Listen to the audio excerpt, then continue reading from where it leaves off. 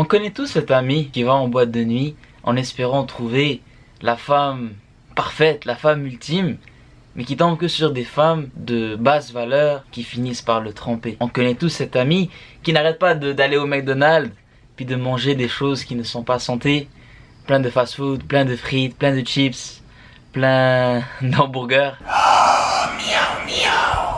et qui a des problèmes de santé. On connaît tous cet ami qui ne s'entraîne jamais, qui a des insécurités par rapport à son corps. On connaît tous cet ami qui ne révise jamais, qui réussit pas à l'école. Mais la chose qui a en commun toutes ces personnes, c'est que toutes ces personnes disent que c'est la faute de la société, la faute du système, la faute des autres, la faute des jugements des autres, de pourquoi ils sont comme ça. Ah, je suis en mauvaise santé, c'est parce que je travaille trop puis j'ai pas le temps de prendre soin de moi.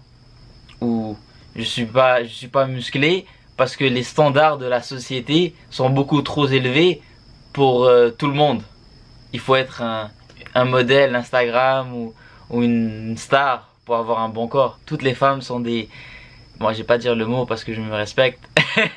Mais toutes les femmes sont des femmes de mauvaise fréquentation, on va dire. Tous les gars qui sont dans la red pill, blue pill, je sais pas comment ça s'appelle, mais vous savez de qui je parle. Puis ils voient les femmes d'une certaine façon négative. Et aucun d'entre eux ne prend responsabilité. Et la plupart d'entre eux, avant même d'aller manger son hamburger ou de s'entraîner ou de faire quoi que ce soit, il a déjà une vision, une façon de voir les choses. Il pense de cette façon, donc cette façon est. Il vit dans ce monde parce qu'il imagine ce monde. Il voit le monde de cette façon. Et comme disait Marc Aurèle, tout ce que l'on voit n'est pas vérité ou réalité, mais une perception.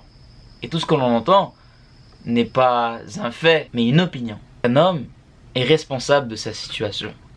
Peu importe ce que tu es dans la vie, eh ben tu le mérites. La vie n'est pas juste ou injuste. Elle est faite de la façon dont tu la vois, dont tu l'imagines, ce que tu fais. Si cette personne est grosse, c'est qu'elle mérite d'être grosse. Si cette personne ne trouve pas des filles qui en valent la peine, c'est que probablement lui aussi n'en vaut pas la peine. Et qu'il le mérite. Tout ce que l'on vit, ou tout ce que l'on a, on le mérite. En ce moment, je suis en train de lire un petit livre qui s'appelle, dans ma liseuse Amazon, qui s'appelle As a Man Thinketh, by James Allen. C'est un livre qui date de plus de 100 ans. Il a été écrit en 1903. Et ce livre-là est magnifique parce qu'il dit littéralement dans le titre comment un homme pense. Et on va dire la phrase complète, c'est As a man thinketh, as he is. Comment un homme y pense, comment il est. Et le livre parle de ça, du pouvoir et de la magie de ses pensées. Dans le livre, il expliquait que un homme peut être seulement heureux lorsqu'il y a un parfait ajustement ou un ajustement optimal entre l'intérieur de lui-même et l'extérieur, entre ses pensées et son entourage, que ce soit sa famille, ses amis, la nature, lorsqu'il y a une parfaite régulation entre ça, entre lui et les autres. Et c'est pour ça que il disait, un homme peut être riche et maudit, alors qu'un autre homme peut être pauvre et béni. Être riche et béni, c'est d'être capable d'utiliser sa fortune pour le bien de soi-même et des autres. Mais être maudit et être vraiment pauvre, c'est considérer sa fortune comme un fardeau, comme quelque chose qui prend plus qu'il donne. Et il y a beaucoup de personnes qui deviennent riches et qui perdent leur humanité ou leur âme ou ce qui les rendait heureux. Parce qu'ils ont laissé l'argent leur monter à la tête. Tout est une question de perception. C'est comme le verre. Soit tu vois le verre à moitié vide, soit tu le vois à moitié rempli. Une autre chose qu'il expliquait dans ce livre, c'est qu'il disait, lorsqu'un homme régule ses pensées pour, en tout cas, bénéficier les autres, son entourage, et ben son entourage fera de même. Parce que tu régules tes pensées en voyant ce qui est bien, et ben les autres te verront bien, puis te redonneront ce bien. Puis penser d'une façon positive n'impacte pas directement tes circonstances, mais indirectement, la façon dont tu penses va créer des habitudes. Et ces habitudes vont indirectement impacter tes circonstances. Et c'est la même chose pour des pensées négatives. Si je pense d'une façon négative, j'aurai cette habitude d'être négatif. Que peu importe la pensée c'est quoi, que ce soit la lâcheté, la peur, la haine, l'envie, la négativité, ben, si je pense comme ça, je vais créer des habitudes pour être comme ça. Pas du temps, si tu penses d'une façon, on va dire, si tu as de la haine envers quelqu'un d'autre, tu auras probablement une habitude de dès que tu vois cette personne ou cette communauté, tu auras une action de haine, tu auras même juste une insulte. On va dire, tu conduis la voiture, tu vois quelqu'un d'une certaine origine, et bam, tu l'insultes directement. Même si lui, il l'entend pas, mais genre toi, tu le dis. Tu crées cette habitude. Et cette habitude-là va impacter tes circonstances. Peut-être imagine cette personne, genre une personne de cette communauté devient, je sais pas, ton patron. Mais tu as créé l'habitude de toujours insulter ces personnes de cette communauté. Donc comment tu peux prospérer dans ton métier si déjà, de base, tu as comme une lacune mentale, de la haine. Puis la haine apporte de la haine. La négativité apporte de la négativité. Donc tu crées le monde dans lequel tu es en seulement pensant. Puis quand tu penses, c'est pas secret. Parce que ça crée des habitudes. Aucune pensée n'est vraiment secrète. Et non seulement ça, mais un autre pouvoir de la pensée, c'est le corps. C'est comment ta pensée impacte ton corps. Parce que le corps est serviteur de l'esprit. Et nos corps se forment selon la grandeur ou la médiocrité de notre esprit. Par exemple, un exemple qu'il donnait dans le livre, c'est qu'il disait quelqu'un qui a peur de tomber malade, qui a toujours peur de tomber malade, et ben il va probablement tomber malade. Ou c'est la même chose pour, on va dire, un soldat. Un soldat qui a peur d'aller à la guerre, par peur de mourir, va probablement mourir. Alors que le soldat qui se dit non, je vais aller à la guerre, je vais servir mon pays et je vais revenir embrasser ma femme, il peut mourir aussi, mais il a moins de chances de mourir. Ça parce qu'il se voit, il se dit qu'il va pas mourir. Il a cette croyance pure à l'intérieur de lui-même qu'il ne va pas mourir. Et je me souviens, il y avait une recherche que je vais mettre en description, je vais l'afficher ici, qui disait que, bon, je paraphrase un peu, mais en gros ça disait que un groupe de chercheurs, et ils ont pris deux groupes de personnes plus ou moins similaires. Le premier groupe, ils leur ont donné un shaker, tu vois ceux au McDo là, les smoothies. Un smoothie rempli de sucre, pas santé du tout. Et ils leur ont dit aux candidats, le smoothie que vous allez prendre n'est pas santé, et on va voir comment votre corps va s'ajuster, et puis comment votre corps va réagir à ce smoothie. Ils l'ont bu, et au deuxième groupe, ils leur ont dit, voici un shaker de protéines qu'on vous donne, il est super santé, il n'y a pas beaucoup de sucre, pas beaucoup de calories, il y a des protéines, des lipides, des fibres, des bonnes vitamines, c'est super santé. Et ils ont vu comment leur corps réagissait. Le premier groupe qui leur ont donné le smoothie qui n'était pas santé, bah leur corps réagissait d'une façon qui n'est pas saine. Bah, il y avait l'insuline qui montait, le pancréas sécrétait, bon, toutes les choses sont plus techniques. Mais leur corps réagissait comme si quelqu'un avait bu quelque chose qui n'est pas santé. Et le deuxième groupe qui ont bu le shaker de protéines, bah leur corps réagissait d'une façon positive, d'une bonne façon. Mais le truc c'est que les deux groupes ont eu le même smoothie. Les deux groupes ont eu le smoothie qui était pas santé puis qui était rempli de sucre. Ça veut dire qu'un groupe a réagi négativement parce qu'il savait que ce qu'ils buvaient ce n'est pas de santé. Et le deuxième groupe, leur corps a réagi positivement parce qu'ils avaient la croyance même que ce qu'ils buvaient était bon. Et là ça montre le pouvoir de l'esprit. Comment ton esprit est directement lié à ton corps et comment il est directement lié à ta vie et aux circonstances dans lesquelles tu es.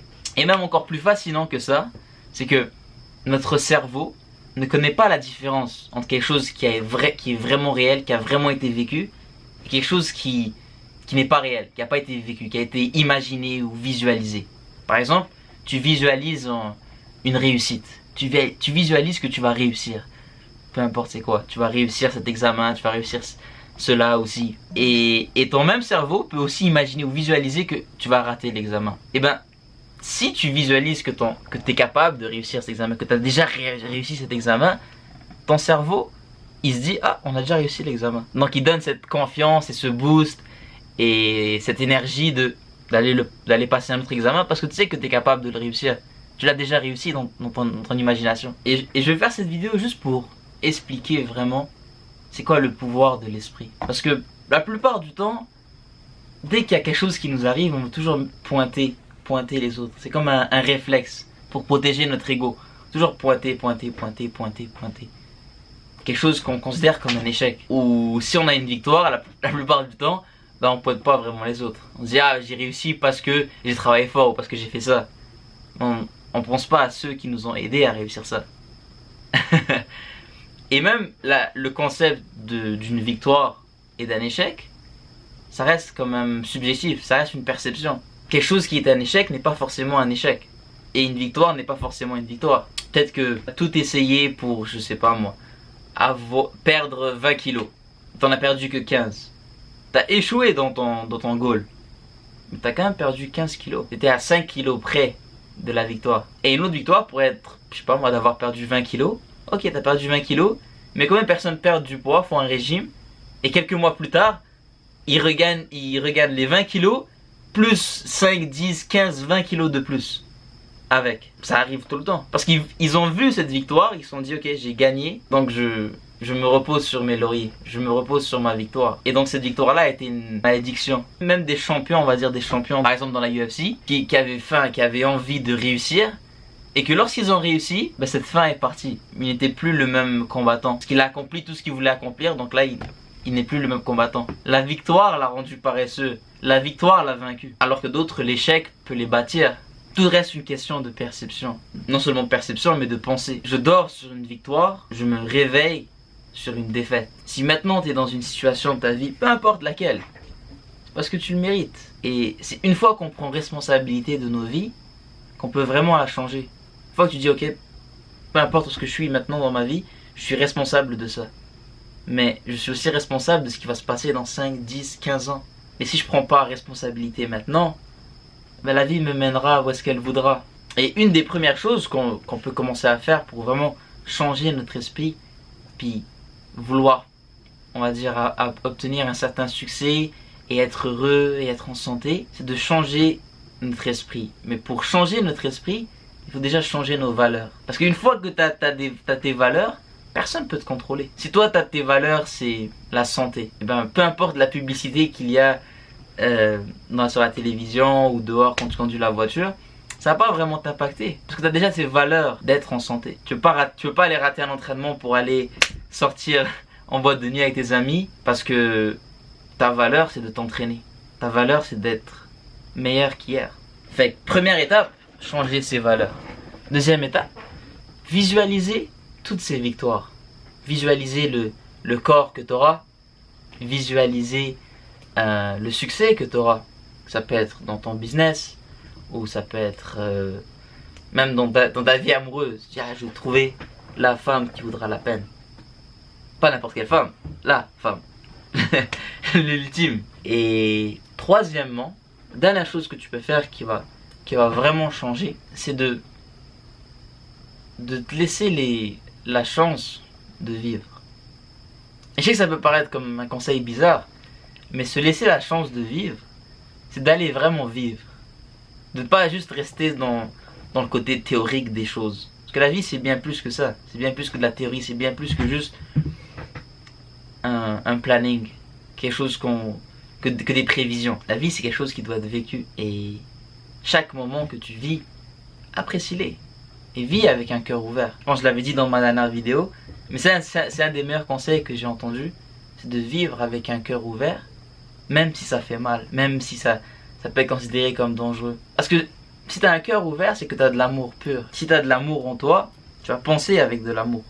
Et si tu penses avec de l'amour, tu vas créer des habitudes d'amour. Tu auras de l'amour envers ce que tu fais, tu auras de l'amour envers les autres. Si tu as de l'amour envers les autres auront de l'amour envers toi. Et tout ça va impacter tes circonstances. Combien par exemple, je lisais sur Napoléon aujourd'hui, un petit peu. J'avais lu que Napoléon, c'était un général qui aimait vraiment ses soldats. Qui leur donnait de l'amour, qui leur montrait l'amour. Que si par exemple un de ses soldats mourait dans une guerre, ils allaient brûler un village qui était à côté. Si un soldat de Napoléon meurt, un village est brûlé. Et ça montre l'amour qu'il a pour ses soldats. L'amour qu'il a pour ses soldats. Et même si ces soldats, au début, ils n'étaient pas les plus forts, ou même ceux qui avaient la meilleure armée, mais ils avaient l'amour et la conviction qu'ils allaient gagner. Puis ça a changé les circonstances de Napoléon, les circonstances des soldats et les circonstances de la France. Et tout ça vient d'une chose principale, d'où tout début. Les racines de tout ça viennent de la pensée et de la conviction d'un homme, d'avoir de l'amour envers ses soldats, de l'amour envers sa patrie et de changer le destin de l'histoire. Puis si Napoléon a pu faire ça, bon, il a sûrement fait à une échelle très très grande que probablement la plupart d'entre nous ne pourront pas atteindre, mais on peut au moins changer nos vies. On peut au moins espérer changer nos vies en calibrant nos pensées. C'est juste un petit message que je laisse dehors, pas que je laisse dehors, c'est un petit message que j'offre à l'univers. Si ça a pu impacter une personne, alors c'est une victoire. Et on se voit à la prochaine. Puis souviens-toi, sois pas toi, mais le toi, le Dalil. C'était 10 heures passées, puis je l'ai téléphoné, en espérant entendre sa douce voix. À la place, j'ai dû avoir affaire à quelqu'un qui a voulu nous faire taire. Puis j'ai compris que son frère est un putain de villageois. En face, il ne peut rien faire.